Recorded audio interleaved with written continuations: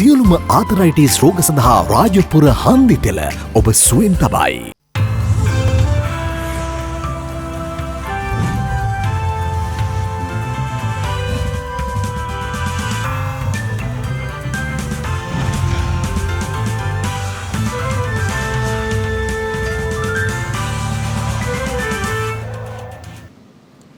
ආයුබෝවන් යථාර්ථවාදීව ලෝකයේ දෙස බලන්නට සත්‍ය සිදුවීම් සම්පින්ඩනයක පුවත් දිගහැරුම ශ්‍රදරූපවාහිනී 6:30 ප්‍රධාන ප්‍රවෘත්ති විකාශය සමගින් මම ලකිදුණුවංග ප්‍රථමයෙන් සිරස්තල.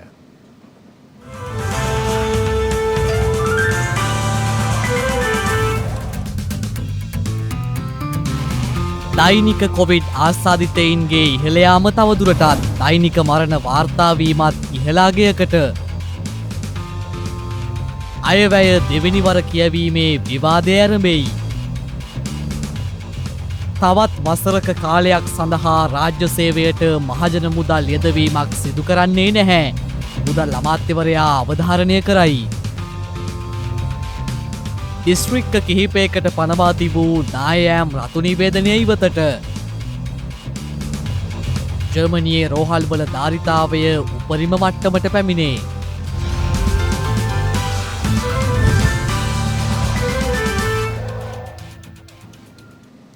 කොවිඩ් ව්‍යාප්තිය හේතුවෙන් කල් දැමූ පාසල් විභාග කටයුතු පැවැත්වීමේදී ඒ සඳහා ඇගීමට බලාපොරොත්තු වන විෂය පරාසයන් සඳහන් කරමින් නව චක්‍රලේඛයක් නිකුත් කිරීමට අපේක්ෂා කරන බව අධ්‍යාපන අමාත්‍යාංශය පවසනවා. මේ අතර මෙරට දෛනික කොවිඩ් ආසාදිත මරණ සංඛ්‍යාවේද යම් වැඩිවීමක් මේ වන විට පෙන්නුම් කරමින් පවතිනවා.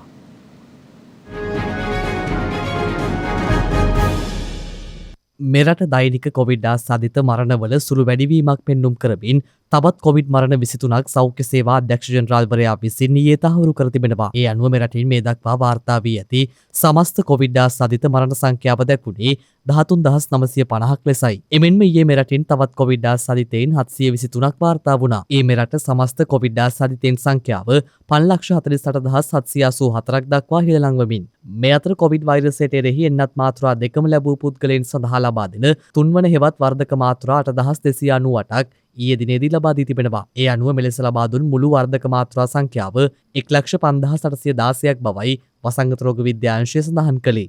මේ අතර දිවයින පුරා සිදුවන කොවිඩ් එන්නත් කරන කටයුතු අදත් සිදු කෙරුණා. ඊට සමගාමීව අදහස් දක්වමින් අධ්‍යාපන අමාත්‍යාංශයේ පාසල් කටයුතු පිළිබඳ අතිරේක ලේකම් එල්.එම්.ඩි. ධර්මසේන මහතා සඳහන් කළේ කොවිඩ් වැළඳෙන ගුරුවරුන්ට නිවාඩු දීම සම්බන්ධයෙන් වන චක්‍රලේඛයක් මේ දිනවල සකස් කරමින් පවතින බවයි. කොවිඩ් එන්නත් කරණය ගැන කතා කරොත් ඇත්තටම ඒකත් ඉතාම සාර්ථකව ක්‍රියාත්මක වෙනවා ලංකාවේ. දැනට 73%කට එන්නත් කරණය අවසන් කරලා තිනවා ශිෂ්‍ය ජනගහන මේ 10 11 12 13 කියන පන්තිවලින් 9,94,515ක් ඉන්න ওই පන්තිවල එයින් 7,30,810කට එන්නත් කරණය කරලා තිනවා. තවත් 2,63,705කට එන්නත් කරණය ක්‍රියාත්මක වෙමින් පවතිනවා. පාසල් ආරම්භ කරපු එක ගත්තු වැදගත්ම තීරණයක්. වහන්නේ නැහැ ඉස්කෝල වහන්න විදිහක් නැහැ. මොකද විභාග තියාගන්න ඕනේ. ලොකු ප්‍රශ්නයක් ආවොත් තමයි ගැටලුවක් වෙන්නේ. නැතු දැනට ඉස්කෝල වහන්න තීරණයක් නැහැ.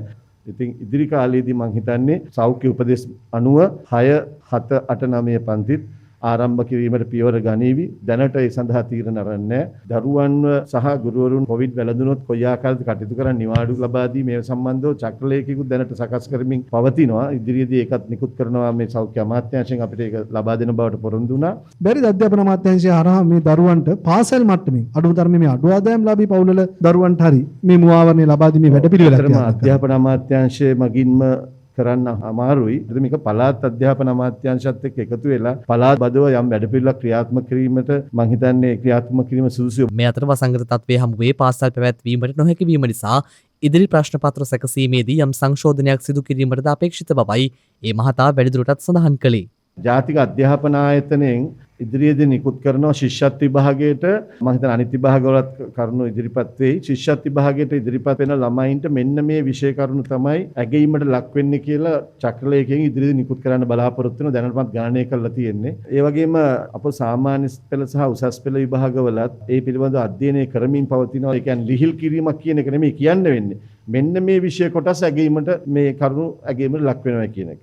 මේ අතර මේ වන විට වෛරසය ආසාදිතව රෝහල්වල ප්‍රතිකාර ලබන සමස්ත පුද්ගලයන් සංඛ්‍යාව 11712ක් වන අතර වෛරසය ආසාදිතව සිට සුවය ලැබූ සමස්ත පුද්ගලයන් සංඛ්‍යාව දැක්වෙන්නේ 5,23,503ක් ලෙසයි.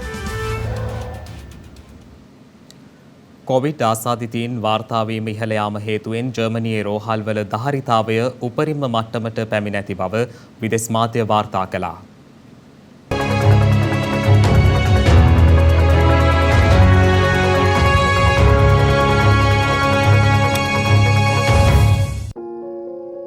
කොවිඩ් වෛරසය හේතුවෙන් ඉදිරියේදී පුද්ගලයන් ලක්ෂයක් පමණ ජර්මනියේ මිය යා හැකි බව එරට සෞඛ්‍ය නිලධාරීන් අනතුරු වඟවනවා. ජර්මනියේ සිවන කොයිඩ් වැල්ලත් සමග මේ වන විට දිනකට ආසාදිතයන් 40,000ක් පමණ වාර්තාවන බවයි විදෙස් වාර්තා සඳහන් කළේ. ඒත් සමග ජර්මනියේ රෝහල්වල ධාරිතාවය උපරිම මට්ටමට පැමිණ තිබෙනවා. එමෙන්ම දැරිසත්කාරයක වෙත ඇතුළත් කරන රෝගීන් සංඛ්‍යාවද ඉහළ ගොස් ඇති බවයි එරට සෞඛ්‍ය අංශ පෙන්වා දෙන්නේ. ජර්මනිය මුහුණ දුන් කොවිඩ් පළමු රැල්ලට සාපේක්ෂව මේ වන විට රෝහල් කාර්ය මණ්ඩලවලද හිඟයක් පවතින බවද ඔවුන් පෙන්වා දෙනවා. කෙසේ වෙතත් ජර්මනියේ සෞඛ්‍ය අමාත්‍යවරයා පෙන්වා දෙන්නේ රෝහල් ගතවන බහුතරයේ එන්නත් මාත්‍රා දෙකම ලබා නොගත් පුද්ගලයන් බවයි. එමෙන්ම ඉදිරියේදී දැඩි ගැටලුකාරී වාතාවරණයකට ඔවුන්ට මුහුණ දීමට සිදුවනු ඇති බවයි ඔහු පෙන්වා දෙන්නේ. මේ අතර ප්‍රංශය තුල පස්වන COVID-19 රැල්ල ආරම්භ වී තිබෙනවා. එරට සෞඛ්‍ය අමාත්‍ය ඔලිවිය වේරන් පෙන්වා දෙන්නේ දිනෙන් දින කොවිඩ් ආසාදිතයන් වාර්තාවීමේ වැඩිවීමක් පෙන්නුම් කරන බවයි. ඒ අනුව ඊයේ දිනේදී රටෙන් කොවිඩ් ආසාදිතයන් 3860ක් වාර්තා වී තිබෙනවා. එමෙන්ම ඊයේ දිනේ රටින් කොවිඩ් ආසාදිත මරණ 48ක්ද වාර්තා වී ඇති බවයි විදෙස් මාධ්‍ය වාර්තා කළේ. මේ අතර ඉන්දියාවේ කොවිඩ් ආසාදිතයන් සහ මරණ වාර්තා වීම පහළ ගොස් ඇති බව ඉන්දිය මාධ්‍ය වාර්තා කළා. ඒ අනුව අද උදෑසනින් අවසන් වූ පැය 24 තුළ ඉන්දියාවෙන් නව කොවිඩ් ආසාදිතයන් 11850 දෙනෙකු වාර්තා වී තිබෙනවා. එය පෙර දිනයට සාපේක්ෂව 100%ක පහළ යාමක් බවයි එරට සෞඛ්‍ය බලධාරීන් පෙන්වා දෙන්නේ.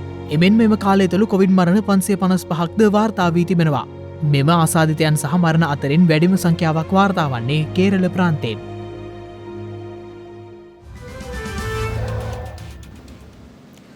දෙදහස් 22 අයවැය දෙවන වර කියවීමේ විවාදය අද පාර්ලිමේන්තුවේදී ආරම්භ කෙරුණා. එහිදී අදහස් දක්වමින් ආචාර්ය බඳුන ගුණවර්ධන මහතා යෝජනා කළේ රටක ආදායම වියදම ඇතුළු අයවැය පරතරය පවත්වා ගැනීම සඳහා තේරීම්කාරක සභාවක් ස්ථාපිත කළ යුතු බවයි.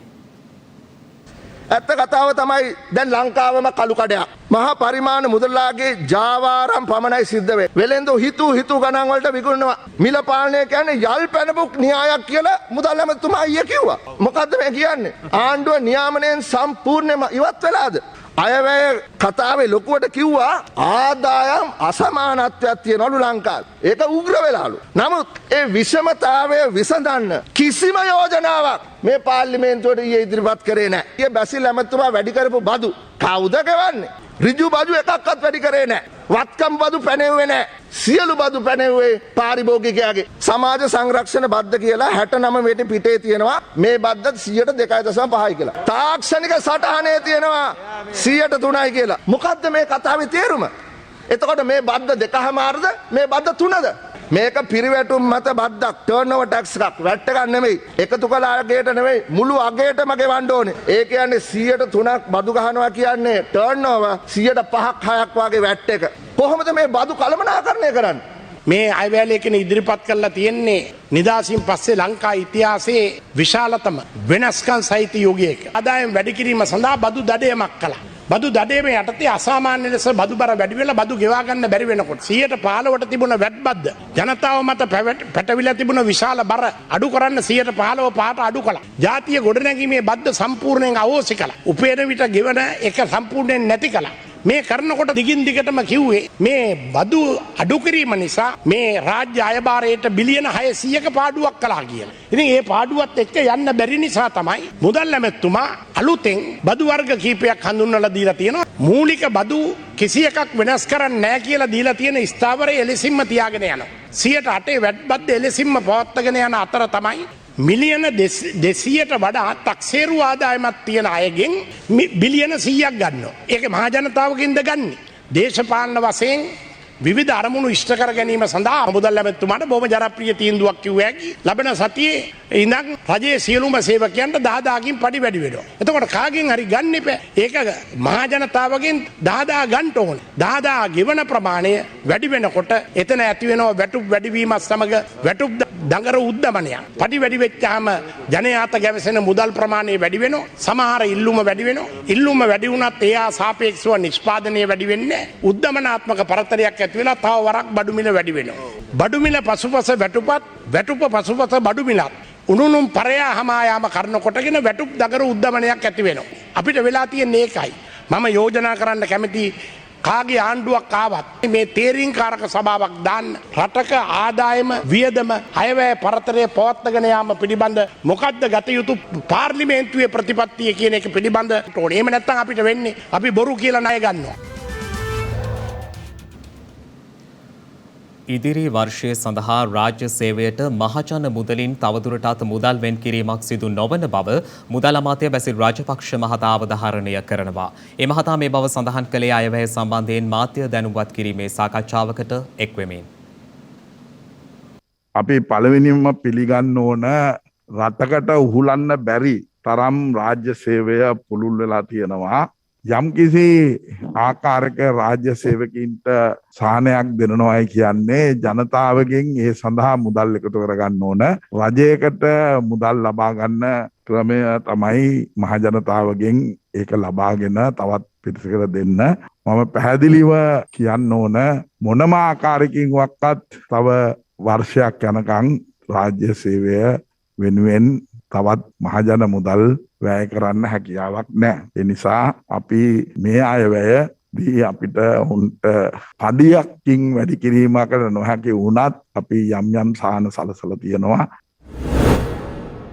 පුෂි රක්ෂණ ආයතනය අපි හිටවලා තියෙනවා. ඒ වගේම අපේ ජාතික රක්ෂණ සංස්ථාවටත් ඒ ගැන පැහැදිලි කිරීමක් කරලා දැන්ට සූදානම් කරලා තියෙනවා. ඇත්තටම එවැනි පාළුවක් වුණොත් ඒකට වන්දි ගෙවන්නේ රජයේ අයවැය වුණාට කුෂිරක්ෂණ මණ්ඩලයක් තියෙනවා. ඒක හරහා තමයි අපි ගෙවන්නේ. ඒ සඳහා අවශ්‍ය සියලුම ප්‍රතිපාදන සලසුම් කරලා තියෙන්නේ. උන්ට ඒ වගේම ඒකට මුදල් දීලා තියෙනවා. යම් ආකාරයකව අස්වැන්නේ අලාභයක් සිද්ධ වුණොත් ඒ සඳහා සුපුරුදු ආකාරයට වන්දි ගෙවන්න අපේ කුෂිරක්ෂණ මණ්ඩලය සූදානමින් ඉන්නවා. ඒක ප්‍රතිව්‍යුහගත කරලා අපි සූදානමින් ඉන්නවා. වී වගාවට විතරක් නෙවෙයි වගාවන් 16ක් අලුතෙන් ඇතුළු කරලා තියෙනවා. යම් ආකාරයකින් එහෙම අලාභයක් වුණොත් ඒ සඳහා ගන්න කාන්තා ව්‍යවසායකින් සමග එකතු වෙලා නව හෝම් ෂොප් ගෙදරත් එක්ක ඇති කරන කඩ ජාලයක් ආරම්භ කරනවා. ඒ සඳහා රුපියල් මිලියන 15000ක් වෙන් කරලා තියෙනවා. ඒ වගේම සහන මල්ලක් දීම සඳහා අපි මේ වෙනකොට වෙළඳ අමාත්‍යාංශයට ඒ උපදෙස් දීලා තියෙනවා. අපිට පුළුවන්කම ලැබෙයි යම් යම් අත්‍යවශ්‍ය ආහාර ද්‍රව්‍ය වලට ඒ මිලියන 15000 ප්‍රයෝජනට අරගෙන ඊටාම අමාරු අයට ඒ ජීවන ආධාරයක් ලබා දෙන්න. ඒක භාණ්ඩය එක එක කණ්ඩායම් වලට තමයි ප්‍රයෝජනවත් වෙන්නේ. ඉතින් මෙවර අපි කල්පනා කරා එහෙම රජය තෝරන්න හොඳ නැහැ. අපි ඒ සඳහා යම් මුදලක් නිල වශයෙන් ඔවුන්ට දුන්නම ඔවුන්ගේ සිය අනුව ඔවුන්ට අවශ්‍ය දේවල් කරන්න. ඒකේ අපි දාන එකම කොන්දේසිය 50% ඒ ලබා දෙන ආධාරයෙන් දේශීය ද්‍රව්‍ය වලට වියදම් කිරීමට අනිවාර්ය කරන්න බලාපොරොත්තු වෙනවා. අපිට අවශ්‍ය විදේශ මුදල් ප්‍රමාණය අපි හම්බ කරන ප්‍රමාණයට වඩා හුඟක් අඩුයි. ඉතින් ඊළඟ අවුරුද්ද තුලත් මේ වගේම මේ ප්‍රශ්නය දිගටම පැවතේවි කියලා අපි හිතනවා. නමුත් අපි බලාපොරොත්තු වෙන්නේ ණය නොගෙන මේක විසඳ ගන්න. 2027 වෙනකොට අපේ විදේශ සංචිත අපේම මුදල් වලින් මිලියන 10000ක් පමණ අපි ඉගෙන ගන්න බලාපොරොත්තු වෙනවා. ඒක වක්කීමෙන් අපි කියනවා අපි ක්‍රමයෙන් අපේ අවුරුදු පතා අපේ රිසර්ච් වලට අපේම මුදල් බඩ අවුරුද්දේ ඉඳලා යන 1000ක් අපි දාන්න බලාපොරොත්තු වෙනවා. ඒ නිසා අපි පළවෙනි වතාවට 2024 වෙනකොට අපිට පුළුවන් පිටරට මුදල් වල අයවැය හිඟයකින් තොරව අපිට ධනාත්මක පැත්තට ගේන්න. අයවැය යෝජනා ඔස්සේ සුළු හා මධ්‍ය පරිමාණ ව්‍යාපාරිකයින්ට සහන රැසක් හිමි ඇති බව කොළඹ ව්‍යාපාරික සංගමය සඳහන් කළා. මේ රජය මේ වසර තුල විශේෂයෙන් අවධානය යොමු කරලා තියෙන්නේ දේශීය නිෂ්පාදන ආර්ථිකයක් ගොඩනැගීමට. නිෂ්පාදන ක්‍රියාවලිය බේස් කරගෙන අපනයනය කිරීමට. ඒ වගේම සංචාරක කර්මාන්තයේ වර්ධනය කිරීම. සංචාරක කර්මාන්තයත් එක්ක ලක්ෂ 30කට වැඩිය ව්‍යාපාරික ඍජු සහ වක්‍ර බැඳිලා ඉන්නවා. ඒ සියලු දෙනාටම එතකොට මේකේ වාසිය යනවා කියන්නේ ඇත්තට මේක රටේ ආර්ථිකයට තමයි විශාල විදියට දායක වෙන්නේ. මේකේ අපි දකින තවත් ධනාත්මකම දෙයක් තමයි අලුතින් ව්‍යාපාරයක් පටන් ගන්න කෙනෙක්ට ව්‍යාපාර ලියාපදිංචි ගාස්තුව අය නොකර ඉන්න රජය තීරණය කළා තියෙනවා. අපි කොළඹ ව්‍යාපාරික සංගමය විදියට ප්‍රෙෂර් ගෲප් එකක් විදියට මේ සියලු සාධනීය යෝජනා ධනාත්මකව මහ පොළොව තුල ක්‍රියාත්මක කර ගැනීමට අවශ්‍ය වෙන වැඩපිළිවෙලට ඉදිරි වර්ෂය තුල ක්‍රියා කරනවා. ඒ තුලින් අපි බලාපොරොත්තු වෙන්නේ රටේ මේ ව්‍යවසායකත්වය, රටේ නිෂ්පාදන ක්‍රියාවලිය, රටේ මේ ව්‍යාපාර ක්‍රියාවලිය, වෙළඳපොළ ක්‍රියාවලිය මේ සියලු දේ සාර්ථකව කරගෙන ගිහිල්ලා ශක්තිමත් රටට ආර්ථිකයක් ගොඩනැගුවොත් අපේ හෙට දවස අපේ දරුවන්ගේ අනාගතයට අපිට ඉතුරු වෙයි හොඳ අනාගතයක්, හොඳ දවසක් ලැබෙයි කියලා අපි විශ්වාසයක් තියෙන හින්දා ව්‍යාපාරිකයන්, ව්‍යවසායකයන් වෙනුවෙන් විශ්වාසය තබමින් වැඩිපුර දායකත්වයක් දීලා ඉදිරිපත් කරපු පළවෙනි අයවැය විදියට තමයි අපි මේක දකින්නේ. සුළු හා මධ්‍යම පරිමාණ ව්‍යාපාරිකයින් වෙනුවෙන් දැවැන්ත වැඩ කොටසක් මේ අයවැය යෝජනා තුල අපි දැක්ක සාම්ප්‍රදායික කර්මාන්ත වෙනුවෙන් විශේෂයෙන්ම පොල් කටු වලින් කරන නිෂ්පාදනය ආරම්භයෙන් පස්සේ සාම්ප්‍රදායික අපේ බතික් නිර්මාණ මේ සඳහා විශාල වශයෙන් මුදල් වෙන් කළ දෙවෙනවා. ඒ හරහා අපේ සාම්ප්‍රදායික ව්‍යාපාර ඉහළට ගෙන යන්නට අපිට හැකියාව ශක්තිය ලැබෙන බව අපිට පේන්න තියෙනවා. සමස්තයක් වශයෙන් ගත්තන් පස්සේ සුළු හා මධ්‍ය පරිමාණ ව්‍යාපාරිකයින්ට දැවැන්ත සහන රසක් මේ හරහා ලැබිලා තියෙනවා. ඉතින් අපි බලාපොරොත්තු වෙමින් ඉන්නවා මේ හරහා අපිට දෙන්න පුළුවන් ශක්තිය ව්‍යාපාරිකයෝ විදියට මේ රජයට ලබා දීලා රජයෙන් අපිට ගන්න පුළුවන් මේ සහන සියල්ල ලබාගෙන විශේෂයෙන්ම මේ ලංකාවේ ආර්ථිකය ශක්තිමත් කරන්න අපේ සහයෝගය ලබා දෙන්න. බෙන්ගාල බොක්ක ආසන්නයේ දකුණු අන්දමන් දූපත් අවට තවත් අඩු පීඩන කලාපයක් වර්ධනය වෙමින් පවතින බව කාලගුණ විද්‍යා දෙපාර්තමේන්තුව පවසනවා. අද දිනේදී බෙන්ගාල බොක්කාවට මුහුදු ප්‍රදේශයේ දකුණු අන්දමන් දූපත් ආශ්‍රිතව තවත් අඩු පීඩන කලාපයක් වර්ධනය වෙමින් පවතින බවයි නිවේදනයක් නිකුත් කරමින් කාලගුණ විද්‍යා දෙපාර්තමේන්තුව සඳහන් කළේ. ඒ හේතුවෙන් බෙන්ගාල බොක්කාවට මුහුදු ප්‍රදේශයේ සහ දෙවයිනට නැගෙනහිරින් වන මුහුදු ප්‍රදේශයේ තරමක් රළු ස්වභාවයක් ගත හැකි බවද එම නිවේදනයේ සඳහන්. ඒ අනුවම මුහුදු කලාපවල ජීවත් වන ජනතාව සහ නාවක ප්‍රජාව ඒ පිළිබඳව සැලකිල්ලෙන් කටයුතු කළ යුතු බවයි එම නිවේදනය මගින් දැනුම් දී ඇත්තේ. මේ අතර හෙට දිනේදී දිවයිනේ බස්නාහිර, සබරගමුව, මධ්‍යම, වයඹ, උතුර සහ උතුරු මැද පළාත්වලත් ගාල්ල සහ මාතර දිස්ත්‍රික්කවලත් වැසිවාර කිහිපයක් ඇතිවිය හැකි බව කාලගුණ විද්‍යා දෙපාර්තමේන්තුව පවසනවා. එමෙන්ම ඌව සහ නැගෙනහිර පළාත්වලද තැනින් තැන වැසි යෝගිගුරුම් සහිත වැසි ඇතිවිය හැකි බවයි නිවේදනයක් නිකුත් කරමින් එම දෙපාර්තමේන්තුව සඳහන් කළේ. මේ අතර දිවයිනට බලපෑ අයහපත් කාලගුණ තත්ත්වය ක්‍රමයෙන් පහව යාමත් සමග ජාතික ගොඩනැගිලි පර්යේෂණ සංවිධානය විසින් කෑගල්ල සහ කුරුණෑගල යන දිස්ත්‍රික්ක සඳහා නිකුත් කළ නායයන් පිළිබඳ අනතුරු ඇඟවීමේ රතු නිවේදනය ඉවත් කර තිබෙනවා. කෙසේ වෙතත් එම සංවිධානය විසින් දිස්ත්‍රික්ක 7ක් සඳහා බලපැවැත්වෙන පරිදි නිකුත් කළ නායයන් පිළිබඳ අනතුරු ඇඟවීමේ නිවේදනය හෙට සවස 4 දක්වා බලාත්මක බවයි නිවේදනයක් නිකුත් කරමින් ජාතික ගොඩනැගිලි පර්යේෂණ සංවිධානය සඳහන් කළේ. මේ අතර පසුගිය දින කිහිපේ මවුසා කැලේ ජලපෝෂක ප්‍රදේශවලට ඇදහැළුණු අධික වර්ෂාවත් සමග මවුසා කැලේ ජලාශයේ වාන්දුරොට 3ක් අඟල් 2 බැගින් විවෘත කර තැබූ බව නූරේලිය දිස්ත්‍රික් ආපදා කළමනාකරණ ඒකකයේ විසින් දැනුම් දී තිබෙනවා. එමෙන්ම එම ජලාශයේ ජලධාරිතාවයේ උපරිම මට්ටමට ළඟා වීම නිසා ජලාශයෙන් වාන්දුරොට 3ක් අද අලුයම දක්වා මෙලෙස විවෘත කර තැබූ බවත් එමෙන්ම තවදුරටත් එම ජලපෝෂක ප්‍රදේශවලට වැසි ලැබුණහොත් මවුසා කැලේ ජලාශයේ වාන්දුරොට විවෘත කිරීමට සිදුවන බවත් එම ජලාශ භාර ඉංජිනේරුවන් විසින් සඳහන් කර තිබෙනවා. තවද කාසල් රිවි ජලාශයේ ජලධාරිතාවයේ උපරිම මට්ටමට ළඟා වෙමින් පවතින බවත් ජලාශ දෙකෙහිම ජල මට්ටම ඉහළ යාම නිසා කැනියොන්, ලක්ෂපාන, නව ලක්ෂපාන, පොල්පිටිය සහ විමල සුරේන්ද්‍ර යන ජල විදුලි බලාගාරවල විදුලි උත්පාදනය උපරිම ධාරිතාවයෙන් සිදු කරන බවත් එම ජල විදුලි බලාගාර ඉංජිනේරුවන් විසින් සඳහන් කර තිබෙනවා. මේ අතර මහනුවර ප්‍රදේශයට ඇදහැළුණු අධික වර්ෂාපතනයත් සමග නායෑමේ අවදානමක් හේතුවෙන් తాවකාලිකව වසා දමා ඇති කොළඹ මහනුවර ප්‍රධාන මාර්ගයේ මාවනැල්ල සහ කඩුගන්නාව අතර කොටස තවදුරටත් වසා තැබෙන බව කෑගල්ල දිස්ත්‍රික් ලේකම් කාර්යාලය විසින් දැනුම් දී තිබෙනවා. ඒ හේතුවෙන් මෙම මාර්ගයේ ඇති අනතුරුදායක බව පිළිබඳ සිදු කෙරෙන පරීක්ෂණ අවසන් වන තෙක් විකල්ප මාර්ග භාවිත කරන ලෙසයි එම කාර්යාලය වැඩිදුරටත් දැනුම් දී ඇත්තේ. සොරකම් කරන ලද අලියැතුන් කිසිදු ලෙසකින් ලියාපදිංචි කිරීමක් සිදු නොකරන බව වනජීවී රැකවරණය හා වන සම්පත් රාජ්‍ය අමාත්‍ය විමලවීර දිසානායක මහතා පවසනවා. සත්තා උක්ෂරතා ආඥාපනතේ 23 වෙනි වගන්තියේ 90 වගන්ති තියෙනවා 9 10 11 12.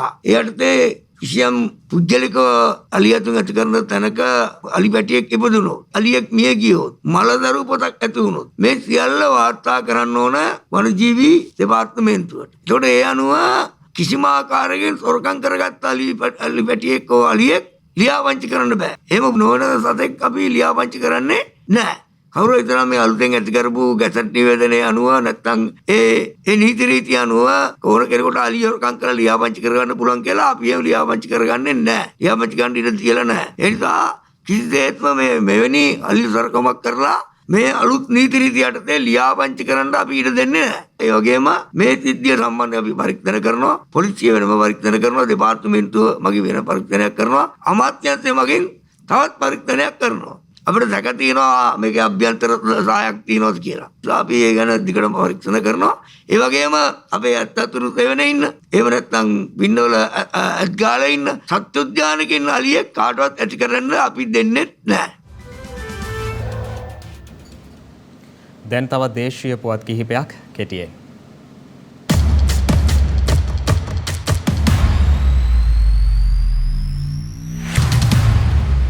අභාව ප්‍රාප්ත ප්‍රවීණ සංගීතඥ ලක්ෂ්මන් විජේසේකර මහතාගේ දේහය පිළිබඳ අවසන් කටයුතු හෙට සිදු කිරීමට නියමිතව තිබෙනවා. හෙට පස්වරුවේ ගල්කිස්ස පොදු සුසාන භූමියේ ඒ මහතාගේ දේහය පිළිබඳ අවසන් කටයුතු සිදු කරන බවයි පවුලේ ඥාතීන් සඳහන් කළේ. කලක් රෝගාතුරව සිටි ඒ මහතා කොතලාවල ආරක්ෂක විශ්වවිද්‍යාල රෝහලේ ප්‍රතිකාර ලැබෙමින් සිටියේදී ඊයේ දහවල් අභාව ප්‍රාප්ත වුණා. මෙවන විට ලක්ෂ්මන් විජේසේකර මහතාගේ දේහය ගල්කිස්ස කලාපුරු පිහිටි නිවසේ තැන්පත් කර තිබෙනවා.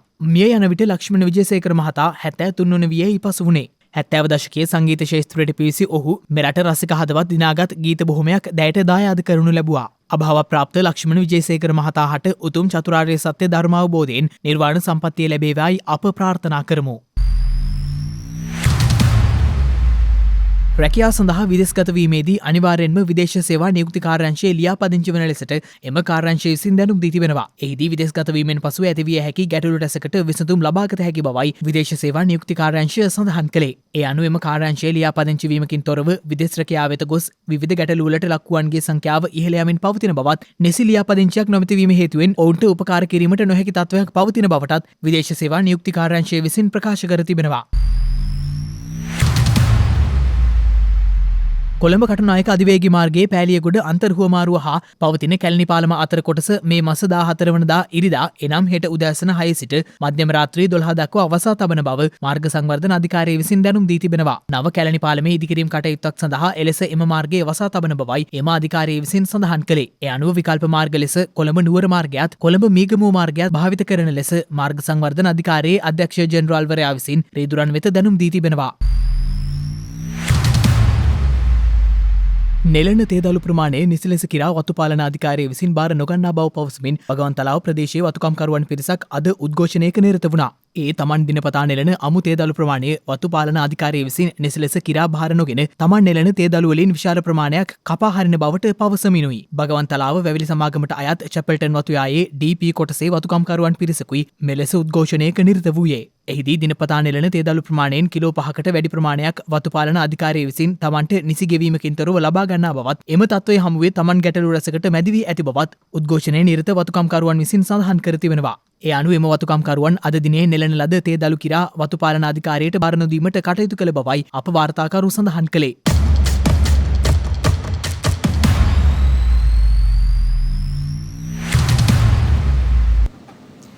අපූරු සිතුවිල්ලක් නිසා අපූරු තැනක වැයෙන සංගීතයක් ගැන මේ. තායිලන්තයේ සත්වෝද්‍යානයක්. නිදහසේ සැරිසරන සතුන්.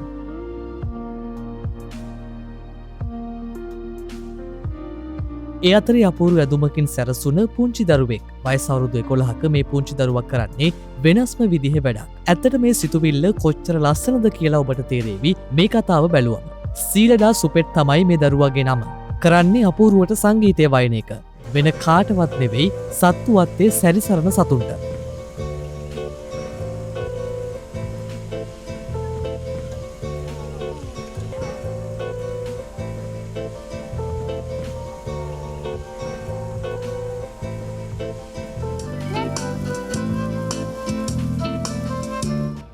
ඇය මේ කාර්ය ආරම්භ කරන්නේ කොවිඩ් කාලසීමාවේදී වීම විශේෂිතයි.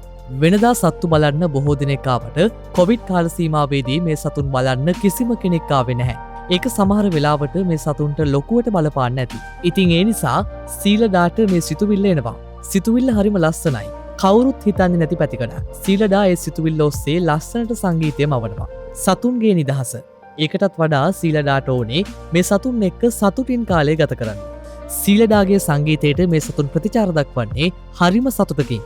සමහර වෙලාවට ඇගේ සංගීත භාණ්ඩය මතට පවා නැගලා ඔවුන් තැන තැන සැරිසරනවා. ඒත් සීලඩාට ඒක කිසිම ප්‍රශ්නයක් නෙවෙයි. ඇය කියනවා මේ සතුන් සංගීත භාණ්ඩය මත නැගිලා මාත් එක්කම සංගීතය වාදනය කරනවා කියලා. ඇය ඒකට ගොඩක් කැමති බවත් ඇය කියන්න අමතක කළේ නැහැ. පුළුල් පරාසයක අපේ සිතුවිලි දිවගියාට මොකද තවත් කෙනෙක් ගැන හිතන ලස්සන සිතුවිලි අපිට එන්නේ හරි අඩුවේ. ඒ අතර පුංචි දරුවෙක් වෙලත් ඇගේ සිතුවිල්ල ගොඩක් ලස්සනයි. ඒ නිසා දැන් සතුන්ටත් සතුටක් ලැබෙනවා. පුංචි සීලදාත් සතුටින්. අනුන් සතුටු කරන්න පුළුවන් තැන Tamanගේ හිතටත් ලැබෙන්නේ ලොකු සතුටක්.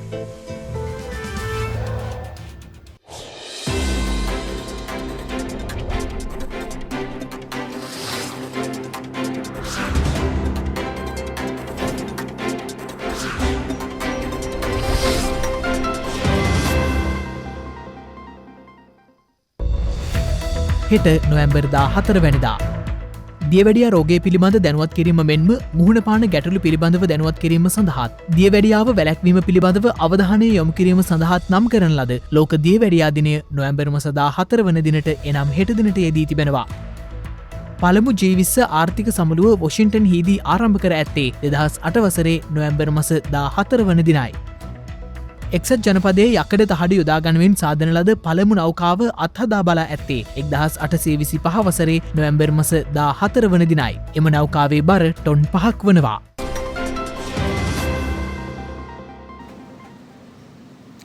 ඒ සමගින් ශ්‍රද්ධා ප්‍රධාන ප්‍රවෘත්ති විකාශය නිමාවට පත්වනවා. හමුවෙමු හෙටත් සවස 6:30ට. තෙරුවන් සරණයි. නමෝ බුද්ධාය. මෙවැනි වැදගත් පුවත් නැරඹීම සඳහා ශ්‍රද්ධා TV News YouTube channel එක subscribe කර සීනුව සලකුණ වන්න.